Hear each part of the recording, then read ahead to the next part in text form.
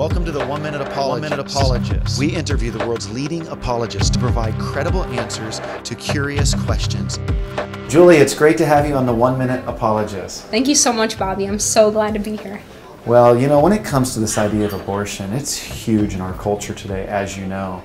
I think one of the questions that I'd want to ask you is, how do we prevent people from having abortions? Wow. Well, what God has called me to do is to be right outside where they're going for their abortions, outside of busy abortion clinics. So I stand out there and I gently approach the women and I speak to them. I speak to them about the life inside of them. I speak to them about the God that loves them and that designed and created that beautiful life within them and created them to be beautiful and to not go through with this decision of abortion. So I plead with them outside of abortion clinics. I am blessed to be backed up by an ultrasound bus where I'm actually able to bring women in so that they can see their unborn baby and God willing, fall in love with that baby. But truly, I just want to encourage Christians to be out there in love and compassion and encouraging men and women to not go through with an abortion decision. Recently, I was in the Bronx and there was a young girl heading straight over to the clinic. I saw her from a distance and I approached her and I just took out my fetal models, showed her the unborn babies at 7, 8, 9, and 10 weeks.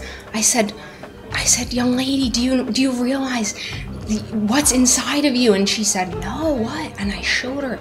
She said, I'm thinking about an abortion. I said, no, don't do it. Don't do it, please. Please, would you just go home? Would you change your mind about this? And she said, well, I said, look, even just for today, why don't you just go home for today? And so I gave her some cab money and she went home. And I am convinced that young lady did not go through with the abortion because she didn't want to have an abortion. She thought that was her only option. We spoke for about 10 minutes, and I know in my heart that she did not go back in because I've actually been privileged to be a part of 1,000 change decisions outside of the abortion clinics, and I know the face of a woman that regrets even contemplating the thought of aborting her unborn baby. So I am convinced that she went home, and she's pregnant now.